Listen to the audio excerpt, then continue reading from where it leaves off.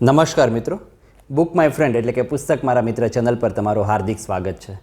આજે આપણે એક એવી પુસ્તકની વાત કરવાના છીએ કે જે પુસ્તક આજે પણ લોકોના હૈયાને હલબલાવી મૂકે છે। હા, 80 વર્ષ પહેલાં લખાયેલી એક એવી નવલકથા, એક એવી પ્રણય કથા જે આજે પણ જ્યારે વાચક વાંચે ત્યારે તેના દિલો અને દિમાગ પર ઘેરી અસર પાડે છે।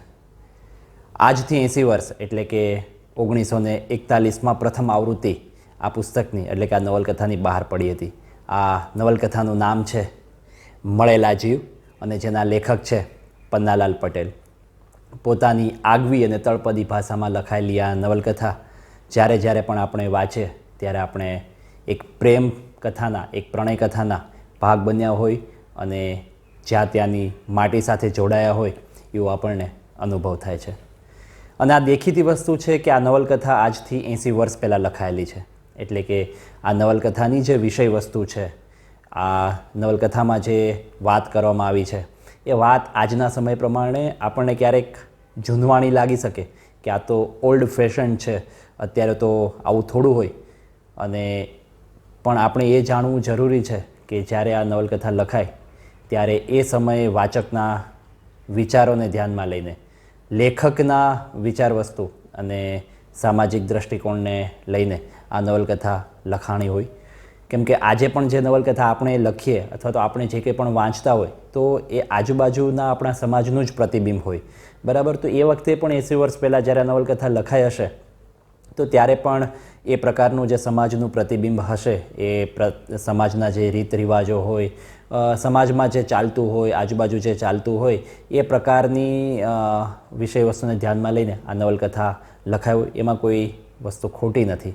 અને બીજું, આ નવલકથામાં કંઈક તો છે જ, તેથી જ 35થી પણ વધુ આવૃત્તિ આજ દિન સુધી અલગ અલગ વર્ષે પ્રકાશિત થઈ છે અને લોકોએ છૂટા મને, મોકળા મને આ નવલકથાને વાંચી છે, વધાવી છે। અને એથી જ મને પણ મન થયું કે ચાલ આ નવલકથા હું એકવાર વાંચું। અને વાંચ્યા પછી મને તરત જ એવું થયું કે હજી તો મેં કાલે જ વાંચન પૂરું કર્યું છે અને આજે તો તમારી સમક્ષ આ નવલકથાની સમીક્ષા એટલે કે બુક રિવ્યૂ લઈને આવી પહોંચ્યું છું। કારણ કે આમ જરાય મને આમ અંદરથી એવું થયું કે ના, હવે છે ને નથી રહેવાતું, આપણે છે ને આ પુસ્તકની બુક રિવ્યૂ છે ને જલ્દીથી જલ્દી મારા વાચક વર્ગને, મારા પ્રેક્ષકોને જલ્દીથી જલ્દી બતાવી દો તો તેમને પણ જો વાંચવાની ઈચ્છા હોય ને તો એ તરત વાંચી લે।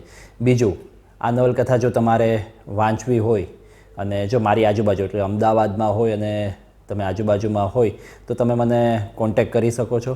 તો બની શકે તો હું આ નવલકથા તમને વાંચવા માટે આપી શકું એમ છું। તો હવે આપણે વાત કરીએ આ નવલકથા વિશે। ઓકે, એના પહેલાં એક વાત કે જો તમે બુક રસિક હોય અને નવી નવી બુક, તેના લેખકો અને તેની જાણી વાતો જાણવા વિશે તમને જો રસ હોય તો તમે સાચા પ્લેટફોર્મ પર છો। જલ્દીથી જલ્દી બુક માય ફ્રેન્ડ એટલે કે પુસ્તક મારા મિત્ર ચેનલને સબસ્ક્રાઈબ કરો અને બેલ આઇકન પ્રેસ કરીને અમારા તરફથી આવતી નવી નવી માહિતીનો ખજાનો સૌથી પહેલાં તમે જાણો અને તમારા મિત્ર અને સ્નેહી સગા સંબંધી જોડે એમને શેર કરો। તો હવે આપણે વાત ચાલુ કરીએ છીએ। ગામમાં આજથી 80 વર્ષ પહેલાંની વાત છે, એટલે કે જ્યારે સોશિયલ મીડિયા, ટીવી કેમેરાનો જમાનો નહોતો, એટલે જે પણ વાતો થશે એ મૂળથી જોડાઈને, જમીનથી જોડાઈને થશે અને એ પ્રમાણેના મનસ્થિતિને લઈને થશે। એટલે આમ તો ખૂબ જ રોચક અને આમ લાગણીથી સભર આ નવલકથા છે અને ક્યાંક ને ક્યાંક આપણે વિચારીએ તો આ પ્રકારની જે વિષય વસ્તુ છે આજે પણ ક્યાંક ને ક્યાંક સમાજમાં એ ધબકતી હોય છે, પરંતુ એ કેવું છે કે આજના ઝાકમઝોળની વચ્ચે એ નીચે દબાઈ ગઈ હોય, પરંતુ તો પણ એ નીચેના નવાણે એટલે કે દબાયેલા, ધરબાયેલા નીર આજે પણ એ ભૂગર્ભમાં ખળખળ વહેતા હોય છે અને જ્યારે પણ એનો પોપડો ખોલવામાં આવે તો એ મુશળધાર થઈને તમારી સામે એ વરસી પડે છે। એટલે એ રીતની આખી આ નવલકથા છે। ભલે જૂનવાણી હોય, તળપદી ભાષામાં લખાયેલી હોય, એ વખતના વિચારો હોય, પરંતુ આ પ્રણય કથાનો જે હાર્દ છે એ આજે પણ નહીં, આવતીકાલે પણ નહીં અને ગઈકાલે પણ નહીં, એ ક્યારેય પણ જૂનો થાય એવું નથી। એ ગઈકાલે પણ તાજો હતો, આજે પણ તાજો છે અને આવતીકાલે પણ એ પૂરજોશમાં સુરદૂર તાજો જ રહેવાનો છે। તો આ નવલકથાનું ટાઇટલ જ એવું છે, મળેલા જીવ। એટલે મળેલા જીવ જ્યારે તમે ટાઇટલને વાંચો, શીર્ષક વાંચો એટલે પહેલી જ ક્ષણમાં તમને ખબર પડી જાય કે મળેલા જીવ એટલે કંઈક પ્રેમીની કથા, કંઈક પ્રણય કથા, કંઈક યુગલની કથા હશે. અને સાચું એવું જ છે, આ પણ એક પ્રેમ કથા જ છે, પરંતુ એક અલગ જ જાતની પ્રેમ કથા છે જે તમે આગળ આગળ વાંચતા જશો તો તમને ખબર પડશે કે ખરેખર આ એક અલગ જ પ્રકારની નવલકથા છે. હા, હું આ નવલકથાની બુક રિવ્યૂ કરું છું, પુસ્તક સમીક્ષા કરું છું, એટલે તમને આછી ખબર તો પડી જશે કે નવલકથાનો હાર્દ શું છે, પરંતુ તમે જ્યારે સાચે જ આ નવલકથાને આખી વાંચશો ત્યારે તમને અંદરથી એટલો આનંદ થશે કે અત્યાર સુધી મેં આ નવલકથા કેમ નહોતી વાંચી, મારા સુધી આ નવલકથા કેમ નહોતી પહોંચી. તો ચાલો આપણે વાત કરીએ આ નવલકથા વિશે. ગામમાં કેવું હોય છે કે સૌથી પહેલાં એટલે કે આજથી ઘણા વર્ષો પહેલાં આપણે જોઈએ તો મેળો એટલે કે લોકમેળો છે એ આજુબાજુના ગામના લોકોને મળવાનું, ભેગું થવાનું, ખરીદી કરવાનું, એટલે કે આજની જે શોપિંગ કરવા માટે આપણે જેમ મોલમાં જઈએ છે તો લોકોને ગામમાંથી બહાર નીકળીને જો કંઈક નવું શોપિંગ કરવું હોય, કંઈક નવું ખરીદવું હોય તો એ ખરીદીનું સ્થળ કરો કે એકબીજાને મળવાનું સ્થળ કરો કે એ ગમે તે કરો તો એ એક જ પ્રસંગ છે, એ છે મેળો. કોઈ વાર તહેવાર હોય કે પછી કોઈ પણ એવા પ્રસંગો હોય તો ગામના પાદરમાં કે બે ચાર ગામની સીમના કાંઠે અથવા તો કોઈ પૌરાણિક મંદિરોના ભાગે આ મેળા ભરાતા હોય છે અને મેળામાં લોકો આવતા હોય છે, એકબીજાને મળતા હોય છે. તો જે જુવાનિયાઓ લોકો હોય છે તો જુવાનિયા લોકોના એકબીજાને આંખો મેળવવાનો, એકબીજાનો આંખોના સંબંધ બાંધવાનું પણ સ્થળ આ મેળો હોય છે. અને આખી નવલકથાની શરૂઆત આ મેળાથી થાય છે. મેળામાં આજે નવલકથાના બે મુખ્ય પાત્રો છે, જેમાં જે પ્રેમ યુગલ છે એમાં જે મુખ્ય પુરુષ પાત્ર છે એનું નામ છે કાનજી, અને જે પ્રેમિકા છે કે જે પ્રેમિકાનું નામ છે એ છે જીવી. તો કાનજી અને જીવી, જ્યાં કાનજી અંત પામે છે ત્યાં જીવી શરૂઆત પામે છે. જ્યારે તમે આખી નવલકથા વાંચશો ત્યારે તમને ખબર પડશે કે શું કામ આ કાનજી અને જીવી એકબીજા જોડે મળેલા છે. એક મળેલા જીવ જે કહી શકાય ને કે ખોળિયા અલગ પરંતુ આત્મા એક, એવી રીતે જે જીવ એક, એવી રીતે આ મળેલા જીવ આખી નવલકથા છે. હવે મેળામાં જાય છે, જન્માષ્ટમીનો મેળો ભરાયેલો છે. એક ગામ છે જ્યાં કાનજી રહે છે અને એક બીજું ગામ છે જોગીપુરા, ત્યાં જીવી રહે છે. અને જોગાનું જોગ આ લોકો મેળામાં આવ્યા હોય છે અને મેળામાં એકબીજાને આંખોના પલકારાથી અને જોડે ચગડોળમાં બેસે છે અને ત્યાંથી એકબીજા પ્રત્યે માયા અને પ્રીત બંધાય છે, જે ધીરે ધીરે આગળ વધે છે. મેળો પત્યા પછી કાનજી છે એ જીવીના ઘરે, કારણ કે રસ્તામાં એનું જોગીપરા ગામ આવતું હોય છે, તો એ કાનજી અને કાનજીનો મિત્ર હીરો છે, એ હીરો અને કાનજી આ જોગીપરાની છોકરી જીવીના ઘરે જાય છે. અને ત્યાંથી શરૂઆત થાય છે ધીરે ધીરે ધીરે એકબીજા વચ્ચે પ્રેમના વમળો હોય છે એ પોતપોતાના હૃદયમાં ખીલવા લાગે છે. અને આ બાજુ કાનજી હવે પોતે પોતાના ઘરે આવી જાય છે. એ પણ એમના મોટા ભાઈ અને ભાભી જોડે રહેતો હોય છે, ખેતીનું કામ કરતો હોય છે અને પોતે એ પટેલનો દીકરો હોય છે. આ બાજુ જે જીવી છે એ જોગીપરામાં રહે છે અને પોતાને એક બાપ છે જે બુઢો છે અને એની માં છે એ ઓરમાન માં છે, એટલે નવી માં છે, એટલે માં પણ એને ઘણી રીતે હેરાન કરતી હોય છે. અને એની માને એવો વિચાર હોય છે કે એના કોઈ નજીકના માસીના જે દીકરા છે એમની જોડે આ જીવીનું લગ્ન કરવાનું એ વિચારતી હોય છે, પરંતુ જીવી અને એનો બાપ ના પાડતો હોય છે. એટલે આવી રીતે આખી વાર્તાની શરૂઆત થાય છે.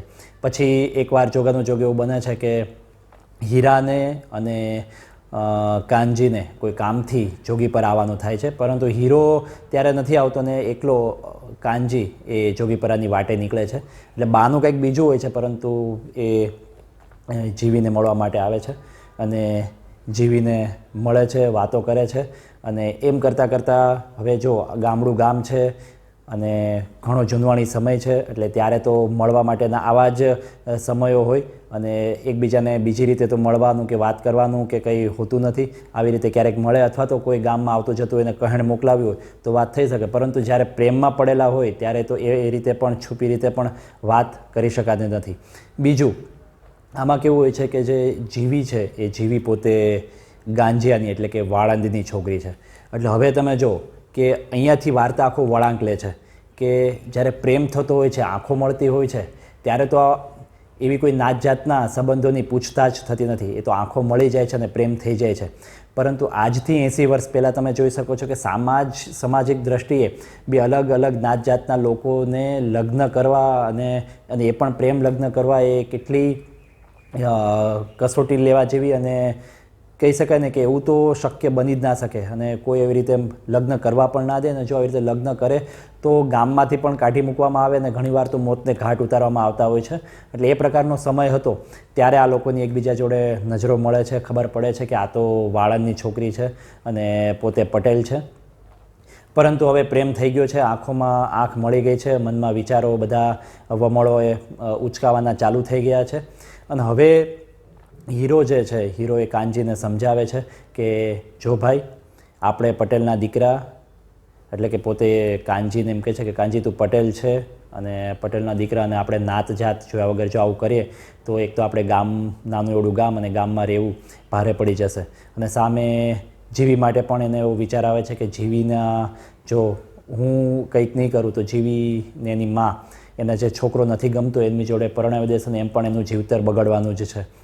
એટલે હીરો પછી એને એક ઉપાય સૂચવે છે કે જો આપણે એવું કરવું હોય તો આપણા ગામમાં જે એક ધૂળો છે, એટલે એ પણ ગાંજિયાનો છોકરો છે અને ખાધે પીધે થોડુંક સારું ઘર છે, અને જો ધૂળા સાથે આપણે જીવીના લગ્ન કરાવીએ તો જો એ તારા ઘરની સામે જ રહે, જીવી સાથે ધૂળાના લગ્ન થઈ જાય અને તારી સામે રહે તો તું એની સામે રોજે મળી પણ શકે. એટલે એ રીતે થોડુંક વાત કરે છે. એટલે અહીંયા જો થોડુંક તમને એવું લાગે કે આવું તો કંઈ કરાતું હશે, પણ આવો જો એક એ મૂકે છે કે આવી રીતે આપણે જીવી જોડે કર્યું હોય તો જીવી આપણા ગામમાં પણ આવે ને તારી નજર સામે પણ રહે. એટલે કાનજીને તો આમ હીરા પર ગુસ્સો આવે છે કે યાર તું કેવું વિચારે છે કે આવી રીતે થોડું આપણે કરી શકાય એમ.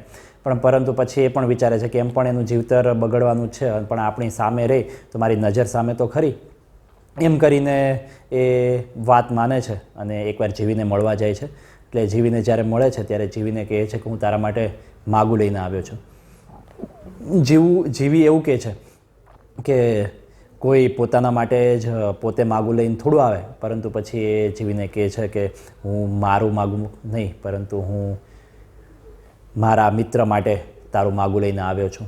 જીવી માટે તો થોડી વાર પગ નીચેથી જમીન સરકી જાય છે, પરંતુ એકવાર એને જે કાનજી જોડે પ્રેમ થઈ ગયો છે, એટલે કાનજી જે વાત કરે એની વાતમાં એણે હા પુરાવી. અને પછી જીવીને એ કહે છે કે જો તું રાજી હોય તો અમે ધનતેરસના દિવસે તને લેવા માટે આવીશું, તું આવી જજે. અને ધનતેરસની રાત આવે છે અને કાનજીને ધનતેરસ આવતા સુધી જ રાતમાં કેટલા વિચારો આવે છે કે મેં શું કામ જીવીને આવું કીધું, જીવી હા શું કામ પાડી હશે, જીવી આવશે કે નહીં, અને જીવી આવશે તો હવે અમે ત્યાંથી આમ ભાગી જઈને તેમ ભાગી જઈને. પરંતુ એ પછી મન મનાવતો છેલ્લે એ ધનતેરસના દિવસે એ જાય છે અને જોગીપરાની સીમમાંથી એ પોતે, ધૂળો અને હીરો એ ત્રણેય ત્યાં જોગીપરાની સીમમાં જાય છે અને કહણે જે મોકલ્યું હોય છે કે ધનતેરસે તું આવજે જો તારે આવી રીતે લગ્ન કરવા હોય તો. અને જીવી પણ કાનજીની વાતમાં વિશ્વાસ મૂકીને પોતાનું ઘર છોડીને એ કાનજી જોડે એ આવી જાય છે. કાનજી અને જીવીને મળે છે અને ધૂળો પણ જીવીને જોવે છે ત્યારે એને આમ ખૂબ જ રોમાંચિત થઈ જાય છે, કારણ કે ધૂળો છે અત્યાર સુધી તેને કોઈ છોકરી આપતું નહોતું અને પોતે એવો નાનો એવડો બેઠી દડીનો છોકરો છે, અને સામે જે જીવી છે રૂપનો કટકો છે. કારણ કે કાનજી એટલે કે કૃષ્ણ જેવું સ્વરૂપ હોય ને એ રીતે ગીત ગાવામાં પણ આગળ, કામ કરવામાં પણ આગળ, અને એવો સરસ બાંધો ધરાવતું અને એકદમ પડછમ કાયા ધરાવતો એ આદમી એટલે કાનજી. અને સામે જીવી પણ એ શેરડીના સોટા જેવી મસ્ત લચકદાર શરીર અને જોબન્યું આમ ઉરાઉર કાપડાની કસમાંથી આવું બહાર કરતું હોય એ રીતે એ પણ એક ખૂબ જ રૂપવાન છોકરી હોય છે. પરંતુ એ કાનજીના કહેવા મુજબ આ ધૂળા સાથે લગ્ન કરે છે. અને પછી એ ધનતેરસે રાત્રે જ્યારે બધા ભેગા થાય છે અને જીવીને લઈને ઉધડિયા એટલે કે જે આ કાનજીનું ગામ છે ત્યાં આવે છે. ધૂળાની માનું નામ હોય છે નાની ડોશી, અને નાની ડોશી ખૂબ જ આશીર્વાદ આપે છે કાનજીને, કારણ કે એના છોકરાનું ઘર બંધાતું નહોતું અને કાનજીએ એમના છોકરાનું ઘર બંધાવી આપ્યું. અને ખૂબ જ રંગે ચંગે નવી વહુના એ ઘરમાં કંકુ પગલાં થાય છે, લોકો ભેગા થાય છે, ગોળ વેચે છે, પતાસા વેચાય છે, લોકો ગીત ગાવા ભેગા થયા છે અને એક આખો ખૂબ જ સરસ માહોલ સાથે જીવીનું ધૂળાના ઘરમાં આગમન થાય છે. અને હવે અહીંયાથી વાર્તા નવા પથ પર આવે છે. હવે અહીંયા પથકથા એવી છે કે હવે ગામમાં વાત એવી શરૂઆત થઈ જાય છે કે ધૂળાને તો કોઈ આપે એમ પણ નહોતું અને ધૂળાના ઘરમાં આવો રૂપનો કટકો આવ્યો, એમાં કંઈક નક્કી દાળમાં કાળું હશે. અને આમાં પણ પાછું કાનજીએ આ ધૂળાનું સગપણ કરાવ્યું છે, એટલે આમાં નક્કી કાનજીનો કંઈક હાથ હશે અથવા તો કાનજીનો કોઈક ફાયદો હશે. જ્યારે મેળામાં મળ્યા હતા ત્યારે કાનજીની સાથે એક કાળી એટલે કાળી નામની જે છોકરી છે એ પણ કાનજીના ગામમાં જ રહે છે. એટલે કાળી વાતમાં એવી ગામમાં વાતો મૂકે છે, વહેતી મૂકે છે કે આ તો જીવી છે અને જીવી તો કાનજીના પ્રેમમાં હતી. અને આમ કરીને લોકોને તો કહેવાય છે ને ગામના મોઢે ગણના ના બંધાય એ રીતે ગામમાં તો વાતો થવાની ચાલુ થઈ જાય છે કે જીવી તો કાનજી જોડે પ્રેમમાં હતી અને કાનજી પણ જીવીને એટલે જ લઈ આવ્યો છે કારણ કે પોતે પટેલ છે તો વાળાની છોકરી જોડે લગ્ન ના થાય તો કાનજી જીવીને પોતાની સામે રાખી શકે એટલે ધૂળા સાથે તો માત્ર લગ્ન કરાવ્યું છે. અને આવી ઉડતી વાત કાનજી પાસે પણ આવે છે અને કાનજીને ખૂબ જ દુઃખ થાય છે. અને ગામમાં એક ભગત હોય છે, એ ભગત પણ પટેલનો દીકરો હોય છે અને કેવું હોય છે કે પોતે એક આધેડ વયના છે અને ગામમાં એનું ખૂબ જ સારું માન હોય છે અને લોકો એને બધું પૂછતા હોય છે અને લોકો એનું કહેણ કોઈ દિવસ આડું વાળતા નથી. અને કાનજીને પણ ભગત જોડે સારું બનતું હોય છે, ભગતને પણ કાનજી પ્રત્યે માયા હોય છે. એટલે ભગત અને કાનજી બધી વાતો કરે છે. કાનજી ભગતને કહે છે કે આવી રીતે મારે જીવી જોડે હતું અને એવી રીતે લગ્ન કરાવ્યા છે. એટલે ભગત એક જ વાક્ય કહે છે કે કાનજી જો લાવ્યો છો તો લાવ્યા પણ રાખજે. એટલે આ એવી રીતે કહેવા માગે છે કે કોઈ ચારિત્રહીન વસ્તુ એ જીવી જોડે થાય એવું તું ક્યારેય ના કરતો.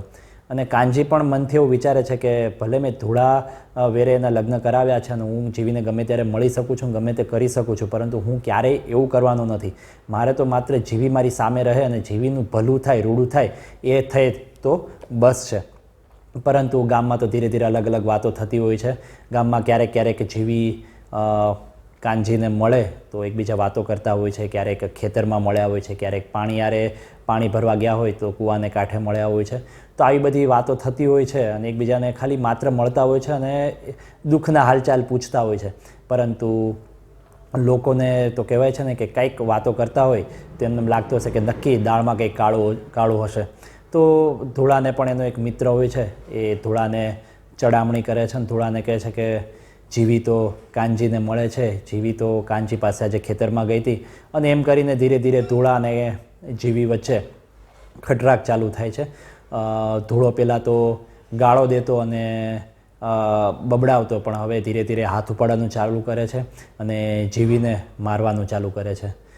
જીવી એક પણ શબ્દ બોલ્યા વગર બધો માર સહન કરે છે અને ક્યારેક ગુસ્સો આવે તો મોઢું બબડાવતી એ દૂર પણ જાય છે, પરંતુ એને કાનજી પ્રત્યે લેશ માત્ર એને કોઈ જાતનો કહેવાય ને કે પ્રશ્ન અથવા તો કે કોઈ જાતની માગણી અથવા તો કોઈ જાતનો આરોપ આક્ષેપ કરતી નથી. પોતે બધું મૂંગા મોઢે સહન કરે છે.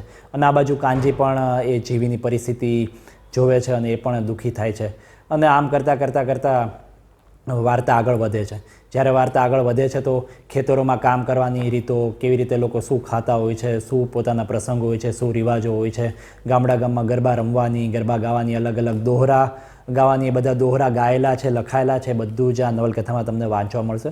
હવે એમ કરતાં હવે નવલકથા ત્રીજા ભાગમાં પ્રવેશે છે. એટલે આમ કરતાં વાર્તા આગળ વધે છે. હવે કાનજી પણ ધૂળાને એકવાર બોલાવીને કહે છે કે જો ધૂળા, તું જે વિચારે છે એવું મારી અને જીવી વચ્ચે કંઈ પણ નથી અને એ માટે તું મારા પર ભરોસો રાખજે અને તું જીવીને મારઝૂડ કરવાનું રહેવા દે. અને એ રીતે ધૂળાને સમજાવે છે પણ ખરો અને ધૂળો સમજે છે પણ ખરો અને થોડાક દિવસ બધું સારું ચાલે છે.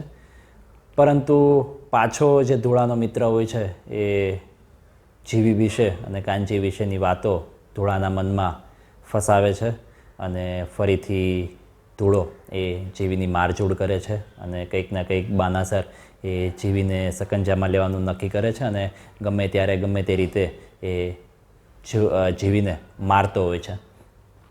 આ બાજુ બધી વાત કાનજી પણ જાણતો હોય છે અને કાનજી પણ ખૂબ દુઃખી થતો હોય છે અને એકવાર કાનજી એવું વિચારે છે કે રોજ રોજનું આવું દુઃખ જોવું અને જીવીને હેરાન થતી જોવી એના કરતાં હું અહીંથી જ દૂર થઈ જાઉં. જીવી અને કાનજીની વચ્ચે જે આ વાત થાય છે એ વાતનો જે હવેનો પછીનો જે પડાવ છે એમાં એ કાનજી અને જીવીનો વિયોગ આવે છે. એટલે અહીંયા હવે કાનજી પોતે શહેરમાં જઈને કામ કરવાનું વિચારે છે. ગામવાળા, કાનજીનો ભાઈ, ભગત, ઘણા લોકો એ કાનજીને ના પાડે છે કે આપણે અહીંયા સરસ જમીન છે, ઘર છે, તો આપણે શું કામ શહેરમાં જવું જોઈએ. પરંતુ કાનજી લોકોને મનાવે છે કે થોડા દિવસોની તો વાત છે, પાછું જ્યારે મોસમ શરૂઆત થશે ત્યારે હું પાછો આવી જઈશ, અત્યારે મને જવા દો. અને આમ કરીને બધાને ગામવાળાને મનાવીને કાનજી એ પોતે શહેરમાં કામ કરવા માટે જાય છે. હવે વાત એવી બને છે કે જ્યારે કાનજી શહેરમાં જતો હોય છે ત્યારે ખેતરમાં જીવી એ કાનજીને મળે છે અને કાનજી જોડે સુખ દુઃખની વાતો કરે છે અને જીવી કાનજીને કહે છે કે તમે જતા રહેશો તો મારું અહીંયા કોણ. પરંતુ કાનજી કહે છે કે હું તો પાછો આવવાનો જ છું ને. અને આવી બધી વાતો કરતા હોય છે અને ફરીથી એ જે ધૂળાનો મિત્ર હોય છે એ ધૂળાને કહે છે કે જીવી તો કાનજીને મળતી હતી અને કાનજી જ્યારે જતો હતો ત્યારે એને ભેટીને વાતો કરતી હતી. હવે આ તો માત્ર જીવી અને કાનજીએ તો કેવું છે કે એકબીજાને જે મિત્ર એકબીજાને ભેટે એવી રીતે જીવી કાનજીને ભેટીને પોતાની દુઃખની વાતો કરતી હતી. પરંતુ જીવીના મનમાં પણ એવી રીતે ક્યારેય કાનજી પ્રત્યે એવો જે શરીર તૃષ્યાનો જે ભાવ હોય એવો શરીર તૃષ્યાનો ભાવ ક્યારેય આવ્યો નહોતો. પરંતુ આ તો ગામના ગણે મોઢું ના બંધાય એવી વાત છે. તો આ રીતે પાછો ધૂળો જ્યારે જીવી ઘરે આવે છે ત્યારે જીવીને ફરીથી મારઝૂડ કરે છે અને આ ફેરે તો બહુ ખરાબ રીતે જીવીને મારે છે. જીવીને એવી તો મારે છે કે જીવીને ફરીથી ઊભું પણ થવામાં તકલીફ પડે છે. આ રીતે મારે છે. જીવીની જે સાસુ છે ધૂળાની માં એ વચ્ચે પડે છે અને જીવીને બચાવે છે અને જીવીને અંદરના રૂમમાં લઈ જાય છે અને ધૂળાને બહાર કાઢે છે. આમ કરતાં કરતાં ફરીથી થોડુંક દિવસો જે જતા હોય છે એવામાં જે કાનજીનો મિત્ર એટલે કે કાનજી જે શહેરમાં છે એમાં એ કાનજી એક બીજો વ્યક્તિ છે. એટલે કાનજી બીજો વ્યક્તિ છે અને પહેલો વ્યક્તિ છે નાનો, એ જે આ ગામમાંથી શહેરમાં જઈને કામ કરવા માટે ગયેલા છે. આવામાં નાનો જે છે એ નાનો ગામમાં પાછો આવે છે રજાઓના દિવસોમાં અને કાનજી એમની જોડે થોડા સમાચાર મોકલાવેલા હોય છે. એટલે જ્યારે એક મોકો મળે છે ત્યારે જીવી એ નાનાને મળે છે અને કાનજી વિશેના સમાચાર પૂછે છે. સામે નાનો પણ કાનજીએ મોકલાવેલી 2 બંગડી હોય છે એ જીવીને આપે છે કે આ કાનજીએ મોકલાવેલી છે. હવે આ બંગડી લઈને જીવી પાછી જ્યારે નાનાને મળે છે ત્યારે કહે છે કે આ બંગડી તમારા ભાઈબંધ કાનજીને આપી દેજો અને કહેજો કે એની થનાર ઘરવાળીને આ બંગડી પહેરાવે. અને જ્યારે આવી વાતો થતી હોય છે ત્યારે ધૂળાનો મિત્ર પાછો એ જીવીને જોઈ જાય છે અને જીવી જ્યારે ઘરે આવે છે ત્યારે જીવીને કહે છે કે તું જ્યારે નાનાને મળી હતી ત્યારે કાનજી વિશેની જ વાતો કરતી હતી ને, એમ કરીને જીવી ઉપર મારઝૂડ કરવાનું ચાલુ કરે છે. આ ફેરે તો ગયા ફેરે મારી હતી એના કરતાં પણ વધુ રીતે મારે છે અને જીવીનું આખું શરીર એ મારના કારણે કણસતું હોય છે અને ખાટલામાં પડી પડી એ પોતે રડતી હોય છે.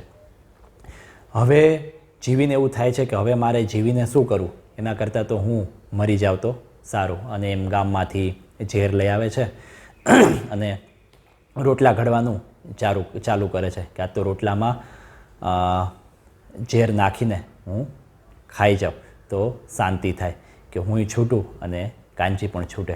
હવે રોટલામાં ઝેર નાખીને જ્યારે રોટલા બનાવતી હોય છે તો જે ધૂળો હોય છે એ બહારથી કોકની વાતો સાંભળીને આવ્યો હોય છે અને જીવીને સીધી વાળ પકડીને એને ખેંચીને ચોપાડમાં લાવે છે અને ખૂબ મારે છે. આ ફેરે એવી મારે છે કે જીવી આ ફેરે અત્યાર સુધી બૂમો નહોતી પાડતી, મૂંગા મોઢે બધું સહન કરતી હતી, પણ આ ફેરે તો જીવીએ પણ બૂમ કરી મૂકી અને આજુબાજુના લોકો આ જીવીનો અવાજ સાંભળીને, મારઝૂડનો અવાજ સાંભળીને એ ધૂળાના ઘરમાં આવે છે.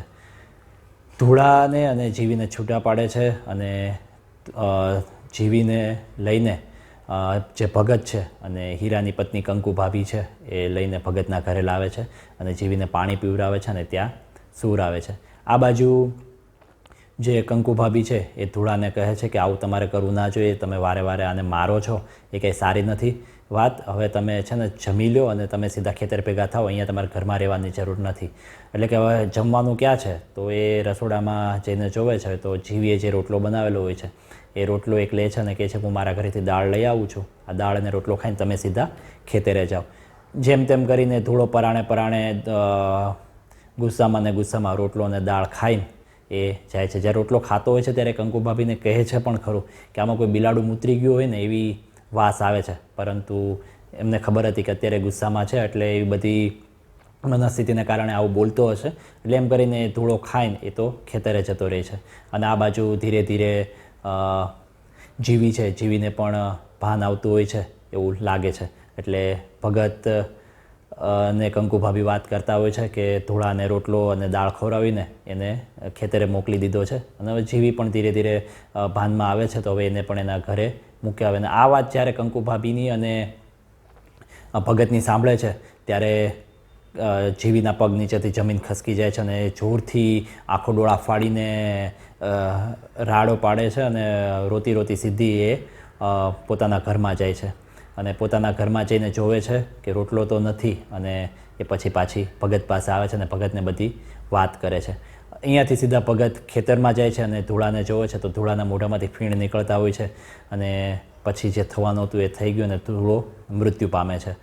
ધૂળો મરી જાય છે એટલે ભગત એને જીવીને કહે છે કે એક જોડી ધૂળાના કપડાં લેતી આવ, અને ધૂળાને એક જોડી એ કપડાં બદલાવીને ધૂળાને એ જે ઝાકળિયામાં ખેતરમાં સૂતો હોય છે ત્યાંથી નીચે ઉતારે છે અને એક જનાવર કરડી ગયું છે એવી ગામમાં વાત બહાર પાડે છે. પરંતુ ફરીથી કહેવાય છે ને કે ગામના ગાળે મોઢે ગરણા ના બંધે, એ રીતે વાત એવી વહેતી થાય છે કે જીવીએ એના ઘરવાળા ધૂળાને ઝેર દઈને મારી નાખ્યો. હવે આ રીતે ફરીથી હવે જે જીવી છે એ ગામ લોકોની ચર્ચાનું પાત્ર બની જાય છે. જીવીની સાસુ એટલે કે નાની ડોસી એ જીવીનો બાપ મરી ગયો હોય છે તો કાણ કાઢવા માટે જીવીના ગામ ગઈ હોય છે અને જ્યારે પાછી આવે છે ત્યારે આ બધા સમાચાર સાંભળે છે. એ પણ ખૂબ દુઃખી થાય છે, પોતાનો એકનો એક દીકરો પોતાની આ વહુએ ઝેર દઈને મારી નાખ્યું અને આખા ગામમાં આવી વાત વહેતી થાય છે કે જીવી એના ઘરવાળાને ધૂળાને ઝેર દઈને મારી નાખ્યો. આ વાત કાનજીને પણ મળે છે. જ્યારે શહેરમાં સમાચાર મળે છે કે જીવીએ આવું કર્યું છે એને પણ ખૂબ દુઃખ થાય છે કે એણે મારું જે હું એને લઈ આવ્યો આ ગામમાં તો મારી પણ લાજ ના રાખી અને આવું કામ કર્યું. પરંતુ ઊંડે ઊંડે એને ક્યાંક એવો વિશ્વાસ હોય છે કે આ કામ જીવી ક્યારેય ના કરી શકે, પરંતુ ગામમાં ખબર હોય છે કે જીવી આવું કર્યું છે તો એ પણ પછી એવું માનવા લાગે છે. દિવાળીની રજા પહેલાં કાનજી પાછો એ શહેરમાંથી ગામમાં આવે છે, લોકોને મળે છે. જીવીને પણ ખબર પડે છે કે કાનજી આવ્યો છે, એ પણ કાનજીને મળવા માટેનું વિચારતી હોય છે. પરંતુ આ ફેરે જીવી પણ કાનજીને મળી શકે એવી ક્ષમતામાં નથી અને આ બાજુ જીવીને પણ કાનજીને મળી શકે કે આંખો કઈ રીતે મિલાવવી એ રીતે એકબીજાના પેલામાં વિટમણામાં એકબીજા બેઉ પડ્યા હોય છે. ભગત પાસે જ્યારે કાનજી આવે છે ત્યારે કાનજી ભગતને પૂછે છે કે શું આ સાચી વાત છે? એટલે ભગત પણ ગોળ ગોળ વાતો કરે છે, સીધું તો નથી કહેતો, પરંતુ એ એવી રીતે જ કહે છે કે જીવીએ જ ધૂળાને ઝેર દઈને માર્યો છે. હીરો પણ એવું જ કહે છે અને ત્યારે જીવી ઉપર ફરીથી કાનજીને ગુસ્સો આવે છે કે આવું શું કામ કર્યું હશે. હવે ફરીથી જીવીને મળ્યા વગર કાનજી કે હવે તો મારે આ ગામમાં રહેવું જ નથી, હું જાઉં છું પાછો. એમ કરીને શહેરમાં પાછો જાય છે અને ગામ છોડીને જ્યારે જતો હોય છે ત્યારે બધા વળાવવા માટે આવ્યા હોય છે. ત્યારે લડીને ભગતને પૂછતા હોય છે કે શું આ જ વસ્તુ સાચી છે? અને ભગત પણ એને ગોળ ગોળ વાત કહેતા હોય છે, પરંતુ ભગતથી પણ રહેવાતું નથી અને ભગત જ્યારે છેલ્લે કાનજીને મૂકવા માટે આવતા હોય ને ત્યારે એવું કાનજીને કહે છે કે કાનજી, જીવી એ તો ઝેર પોતાના માટે ઘોળ્યું હતું, પરંતુ કમનસીબે આ રોટલો ધૂળો ખાઈ ગયો અને ધૂળો મૃત્યુ પામ્યો. અને કાનજીને આમ અંદરથી એવું થાય છે કે ના, હું વિચારતો હતો ને કે જીવી આવું ક્યારેય ના કરી શકે અને એને એવું સાચું પડ્યું. તેને અંદરથી પણ એવું થાય છે કે મેં જીવી માટે તો શું વિચાર્યું, કે જીવીને કેવું મેં કીધું અને હવે મારાથી બહુ મોટી ભૂલ થઈ ગઈ છે. હું જીવીને મળ્યો પણ નહીં અને હવે મારે શહેરમાં જવાનો સમય થઈ ગયો છે. એને એમ થાય છે કે હું પાછો ફરી જાઉં, જીવીને મળી લઉં, પરંતુ ભગત એને કહે છે કે હવે તું જા ભાઈ, હવે શહેરમાં જા, પાછો દિવાળી ઉપર આવજે, એમ કરીને એ કાનજીને શહેર તરફ વળાવી દે છે. આ બાજુ જે જીવી છે, જીવીની મનોદશા હવે વધુ ને વધુ કફોડી બનતી જાય છે કે કાનજી શહેરમાંથી આવે ને મને એકવાર પણ ના મળ્યો, એમ કરીને એ રોજ રોજ મનમાં જે વિચારતી હોય છે. કેમ કે ધૂળો મરી ગયો અને જે આક્ષેપ લાગ્યો એ પછી તેની મનસ્થિતિ તો બગડી ગઈ હતી. હવે કાનજી પણ એ જીવીને મળ્યા વગર એ જતો રહ્યો એ સાંભળીને એની મનસ્થિતિ ખૂબ જ બગડી જાય છે. અને હવે એક ગાંડી સ્ત્રી તરીકે જ્યારે મેળામાં હતી ત્યારે એક ખૂબ જ રૂપસુંદરી જેવી એક સ્ત્રી કે જેને લોકો વાતો કરવા માટે એને મળવા માટે તલપાપડ થતા હતા, એ જ સ્ત્રીને આજે જોવે છે ત્યારે લોકો એને ધૂતકારે છે, ગાંડી ગાંડી કહીને એને બોલાવે છે. તો હવે જીવીની પણ આખી મનસ્થિતિ બદલાઈ ગઈ છે. ગમે તે ખાય છે, ગમે તે બોલે છે, ગમે ત્યાં ખેતરના શેઢે જઈને ઊભી રહી છે, કાનજીને યાદ કરતી હોય છે, ધૂળાને ગમે તેમ ડંફાસ ગાળો દેતી હોય છે, કોઈના ઘરે જાય તો ત્યાં બટકો રોટલો ખાઈને ખૂણામાં પડી રહેતી હોય છે. એની જે નાની ડોસી ધૂળાની માં છે ક્યારેક ક્યારેક એ જીવીને માર મારતી હોય છે. એનો જે દેર છે ધૂળાનો નાનો ભાઈ એ પણ ક્યારેક જીવી પર હાથ ઉપાડતો હોય છે. તો આ રીતે આખી જીવીની જે પરિસ્થિતિ છે એ બદલાઈ જાય છે. એટલે આપણને પણ અંદરથી હૈયું કકળી ઉઠે કે એક જે પુરુષે ખાલી એમ કીધું, કાનજીએ કીધું કે તારે આમની જોડે લગ્ન કરવાના છે અને પોતે કંઈ પણ વિચાર્યા વગર અને કાનજીની પાછળ આવી ગયેલી આ જીવીની આ જ પરિસ્થિતિ તો જુઓ. હવે આમ કરતાં કરતાં કાનજી પણ ત્યાં શહેરમાં ઉછાળા લેતો હોય છે. મનમાં એને ક્યાંય પેલું લાગતું નથી હોતું કે હું જીવી જોડે મેં કેવી હાલત કરી, જીવીને હું કયા વિચારે ને કયા આશયથી લઈને આવ્યો હતો ને જીવીની આવી હાલત જોઈને પોતે પણ ખૂબ જ દુઃખી થાય છે. હવે એવામાં ફરીથી દિવાળી પછીના દિવસો હોય છે અને ત્યાં ફરીથી એકવાર આપણે કહેવાય ને કે મેળા જેવો એક ઉત્સવ મનાવવાનો હોય છે કે ત્યાં એક બાજુના ગામ હોય છે, ગામમાં એક તળાવ હોય છે. તળાવના ધૂણામાં જે આ રીતે ગાંડા થઈ ગયેલા લોકો હોય અથવા તો કોઈ એવી રીતે ધૂણતા હોય, કોઈ વળગાટ હોય, તે લોકો ત્યાં જાય છે, નાય છે અને પોતે સારા થતા હોય છે. એટલે આ સમયે નાનો જે છે એ શહેરમાંથી આવ્યો હોય છે અને મુખી બાપાને વાત કરે છે કે જીવીની આવી પરિસ્થિતિ છે તો આપણે એકવાર એને ત્યાં નવરાવીએ અને જો બિચારીને સારું થઈ જાય તો આપણે તો પુણ્ય કમાવાય ને એમ. તો એ પછી ભગતને પણ વાત કરે છે. ભગતને મનમાં કંઈક એવું લાગે છે કે કંઈક આમાં નક્કી દાળમાં કાળું છે, પરંતુ એ હા પાડે છે અને એ પણ પરંતુ ભગત આગલા દિવસે ત્યાં જતા રહેલા હોય છે અને પાછળના દિવસે જ્યારે આ લોકો નાનો અને એ બે ત્રણ મિત્રો જ્યારે જીવીને લઈને એ ત્યાં ગામના ધૂણામાં જે આ બધો કોઈ પ્રસંગ હોય છે ત્યાં લઈને આવે છે ત્યારે ભગત એમને જોઈને મનમાં તેવો વિચાર આવે છે કે કંઈક નક્કી દાળમાં કાળું છે, પરંતુ એ પછી એને પોતાની બાજુમાં બેસાડે છે જીવીને અને પછી જ્યારે બીજા દિવસે સવારે નાહવા માટે લઈ જવાની હોય છે ત્યારે બધા ભેગા થઈને નાહવા માટે લઈ જતા હોય છે. જીવી નાહવાની ના પાડે છે કે મારે આમાં નથી નાહવું, પરંતુ પછી એને બધા મનાવીને નાહવા માટે લઈ જાય છે અને એમાંનો એક વ્યક્તિ હોય છે એ તો એને પાટું પણ મારે છે. જ્યાં પાટું મારે છે ત્યારે એક મોટર દૂરથી આવે છે અને મોટરમાંથી એક વ્યક્તિ ઉતરે છે અને લાલ ગુમ આંખો સાથે બોલે છે, રહેવા દે, એવી રીતે જોરથી બૂમ પાડે છે. અને એ રહેવા દેવાળો વ્યક્તિ બીજો કોઈ નહીં પરંતુ કાનજી હોય છે. લોકોની આંખો ફાટી રહી જાય છે કે કાનજી અહીંયા કેવી રીતે આવ્યો, પરંતુ નાના જોડે વાત કરીને કાનજીએ પહેલેથી કહણ મોકલાવ્યું હતું કે તું જીવીને તું લેતો આવજે. જીવીને પછી કાળી જે આવી હોય છે ગામ લોકો જોડે, તો કાળીને કહે છે કે કાળી તારા કપડાં, એક જોડ કપડાં જીવીને તું પહેરાવ. એટલે કાળી પછી જીવીને એના એક જોડ કપડાં પહેરાવે છે અને ભગતને 3 રૂપિયા પણ આપે છે કે આ જીવીને જે કપડાં પહેરાવ્યા કાળીએ એના માટેના આપી દેજો. નવરાવીને શાંતિથી કપડાં પહેરાવીને એના હાથ પકડીને એ મોટર તરફ ભણે છે અને જીવીને પોતાની સાથે મોટરમાં બેસાડી દે છે. હીરો કહે છે કે આવું બધું કરવું જ તું તો તારે પહેલાં કરી લેવું હતું ને, હવે તું આ ગાંડા જોડે શું કરીશ એમ. તો ત્યારે કાનજી કહે છે કે જ્યારે મેં ખાલી એક શબ્દ ઉચ્ચાર્યો હતો અને અંધારામાં મારી જોડે આ હાલતી થઈ ગઈ હતી, તો આજે આવી પરિસ્થિતિમાં હું એને એકલો કેવી રીતે છોડી શકું. તો આ રીતે એક હૃદયસ્પર્શી વાત કરીને એ બધાને રામ રામ કરીને જીવીને પોતાની સાથે મોટરમાં બેસાડીને એ શહેર તરફ ભણી જાય છે.